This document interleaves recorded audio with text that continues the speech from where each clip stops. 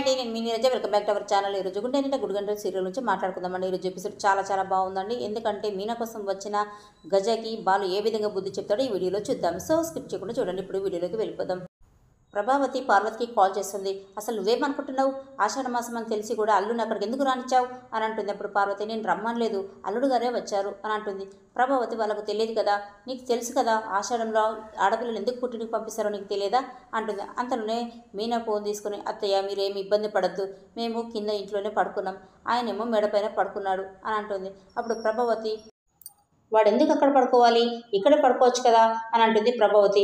అప్పుడు మీనా, నాకు తెలియదు అత్తయ్య, అదేదో ఆయన అడగండి, ఆయన మా అమ్మ ఆయన్ని ఉండమని చెప్పలేదు, వచ్చింది ఆయన, ఉన్నదే ఆయన, ఆయన్నే అడగండి అని కాల్ కట్ చేస్తుంది. తర్వాత పార్వతి, ఏంటి అట్లా మాట్లాడు, అల్లుడికి ఫోన్ చేసి అడుగుతుందేమో అని అంటుంది. మీనా, అత్తయ్య ఆయనకి ఫోన్ చేయదమ్మా అని అంటుంది. తర్వాత వాళ్ళందరూ కబుర్లు చెప్పుకుంటూ పడుకుంటారు.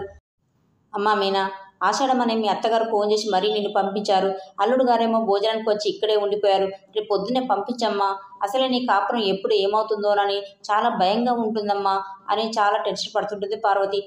అప్పుడు సుమతి, అక్క అమ్మ చెప్తే నీకు కోపం వస్తుందా అని అంటుంది. మీనా, లేదమ్మా, అమ్మ అమ్మలాగానే చెప్తుంది, కానీ ఆయన నా భర్త, పెళ్ళయ్యాక ఏ ఆడపిల్లైనా తన భర్తతో పాటు పుట్టింటికి రావాలని కోరుకుంటుంది. ఈ ఒక్కరోజు నేను లేకపోతేనే మీ బావ ఇక్కడ వచ్చి ఉన్నాడంటే నాకు చాలా సంతోషంగా ఉంది అని అంటుంది. తర్వాత గజ తన మనుషులతో మీనా ఇంటి దగ్గరే ఉంటాడు. గజ, రే అందరూ నిద్రపోయి ఉంటారా, మీనా ఒంటరిగా ఉంటుంది పదండి అని మేడపైకైతే వస్తాడు. ఎందుకంటే మేడపైన మీనా ఒక్కతే ఉందని అనుకుంటాడు. కానీ బాలు చాలా తెలివిగా మీనాని అందరితో పడుకోమని తను మాత్రమే అక్కడ పడుకుంటాడు. బాలు దుప్పటి కప్పుకొని పడుకొని ఉండగా అక్కడికి గజ వస్తాడు. మీనా ఉందనుకుని చాలా సంతోషంతో దుప్పటి తీస్తాడు. దుప్పటి తీయగానే బాలను చూసి ఒక్కసారిగా షాక్ అవుతాడు గజ.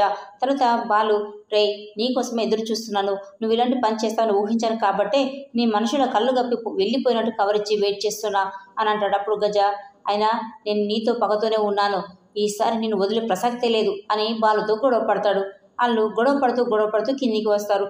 అంతలోనే శివ బయటికి వచ్చేసి, అక్క బావ గొడవ పడుతున్నాడే అని అనగానే ఊరి జనం కూడా అక్కడికి వస్తారు. అయినా వీడేంటి ఈ రాత్రిపూట ఇక్కడికి వచ్చాడు అని అంటారు ఊరి జనం. అప్పుడు బాలు, మీనాని అల్లరి పెట్టడానికి వచ్చాడు, నేను ఉంటానని వీళ్ళు ఊహించలేదు, అప్పుడు నేను బయటికి వెళ్ళేటప్పుడు వీడు మనుషులను చూశాను, అందుకే ట్రిప్ క్యాన్సిల్ చేసుకొని ఇక్కడే ఉండిపోయాను. రై మీనా నా భార్య, ఇటువైపు వచ్చినా ఇటువైపు చూసినా నేను అస్సలు ఊరుకోను, నీ ప్రతి కదలిక నేను గమనిస్తూనే ఉంటాను అని గజకి వార్నింగ్ ఇస్తాడు. తర్వాత గజ, ఈ సంగతి చెప్తాను అని అక్కడైతే వెళ్ళిపోతాడు. తర్వాత బాలు, ఇప్పుడు అర్థమైందా ఆషాఢం అని తెలిసి కూడా నేను ఇక్కడ ఎందుకున్నానో అని అంటాడు. అప్పుడు మీనా, మీరు లేకపోయి ఉంటే నా పరిస్థితి ఏమయ్యేదో అని బాధపడుతుంది. బాలు, నేనుండగా ఎవరికి ఏం కాదు, అయినా అందరు వెళ్ళి పడుకోండి అని అంటాడు. తర్వాత ఊరి వాళ్ళు, కొండంత అండగా నీ అల్లుడు ఉండగా నీకేం భయం లేదు అని పార్వతికి చెప్పి ఊళ్ళో వాళ్ళు అక్కడ నుండి వెళ్ళిపోతారు. తర్వాత పార్వతి, అమ్మ మీనా, అల్లుడు గారు నిన్ను కాపాడడం కోసం ఉన్నాడని తెలియక పంపించేయమన్నాను, అల్లుడు గారిని అర్థం చేసుకోలేకపోయాను అని చాలా బాధపడుతుంది. అప్పుడు మీనా, అమ్మ నువ్వు అమ్మలా ఆలోచించావు, నేను భార్యలా ఆలోచించాను, ఆయన భర్తలా ఆలోచించారు అని అంటుంది. డిఎం అలాగే అతని భార్య ఇద్దరు వాకింగ్ వస్తే అదే రూట్లో సత్యం వాళ్ళ ఫ్రెండ్ కూడా అదే రూట్లో వస్తారు. అప్పుడు వాళ్ళిద్దరు కలవగానే రవి గురించి చాలా తప్పుగా మాట్లాడుతుంటాడు. అప్పుడు సత్యంకు చాలా కోపం వస్తుంది. నా కొడుకు అలాంటి తప్పు చేయడు, ఎందుకంటే నా కొడుకు గురించి నాకు తెలుసు, ఒకవేళ నీ కూతురుతో పరిచయం ఉంటే ఉండొచ్చు, కానీ నీలాంటి వాళ్ళకు భయపడి నాకు చెప్పకపోవచ్చు అని అంటాడు. తర్వాత సత్యం ఇంటికి వెళ్ళాక, రవి రెస్టారెంట్కేనా అంటే అవును అంటాడు రవి.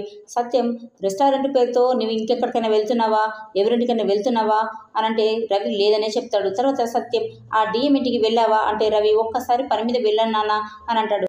నాకు లేని పని నీకెందుకురా, అయినా డిఎం కూతురు నీకు తెలుసా అని అంటాడు సత్యం. అప్పుడు రవి, నాకు తెలుసు నాన్న, చాలా మంచి ఫ్రెండ్ నాన్న అని అంటాడు. తను నీకు ఎలా తెలుసు అంటే బాలు అన్నయ్య స్టేషన్లో ఉన్నప్పుడు తనే విడిపించింది నాన్న అని అంటాడు రవి.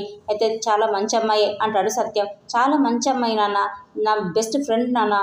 ఏమైంది నాన్న, ఏమైనా జరిగిందా అంటాడు రవి. అప్పుడు సత్యం, తను నీ ఫ్రెండ్ అయినా సాయం చేసినా నీకు ఆ పరిచయం వద్దు నాన్న, ఇంతకుముందు ఏ విషయంలోనూ నిన్ను ఇబ్బంది పెట్టలేదు, కానీ ఇప్పుడు నేను చెప్తున్నా అర్థం చేసుకో, ఆ అమ్మాయి స్నేహం మానుకోనానా అని అంటాడు. ఎందుకు నాన్న, ఏం జరిగింది అంటే అప్పుడు సత్యం, ఈరోజు ఆ డిఎం సురేంద్ర వచ్చి నన్ను కలిశాడు, మీ ఇద్దరి పరిచయం గురించి నాతో గొడవ పడ్డాడు, నువ్వు నా కొడుకు కాబట్టి నేనే ఇలా చేయమని చెప్పానని అనుకుంటున్నాడు, కాబట్టి ఇక ఆ అమ్మాయితో మాట్లాడుకున్నానా, అయినా ఈ విషయం కూడా బాలుకి తెలియకూడదు అని అంటాడు సత్యం. అప్పుడు రవి, అలాగే నాన్న అని చాలా బాధపడతాడు. తర్వాత ప్రభావతి ఇంట్లో పనులు చేస్తుంటే సత్యం ఇంట్లోకి వచ్చేసి ఏంటి నువ్వు పనులు చేస్తున్నావా అని అంటాడు. అప్పుడు ప్రభావతి మీ కోడలేమో ఆషాఢమని అమ్మగారింటికి వెళ్ళి కూర్చుంది, ఇంకెవరు చేస్తారు అని అంటుంది. అప్పుడు సత్యం నువ్వే కదా తనను పంపించింది అని అంటాడు. ఆషాఢంలో వాడు అత్తగారింటికి వెళ్ళడం ఏంటి, వెంటనే ఫోన్ చేసి రమ్మనండి అంటుంది ప్రభావతి. అప్పుడే బాలు వస్తాడు. నాకు ఫోన్ చేయాల్సిన అవసరం లేని వచ్చాను అని అంటాడు. రేపటి వీడియో చాలా బాగుందండి. మరి ఈ వీడియో మీకు నచ్చితే ప్లీజ్ సబ్స్క్రైబ్ చేసుకుని మర్చిపోవద్దు. Thanks for watching.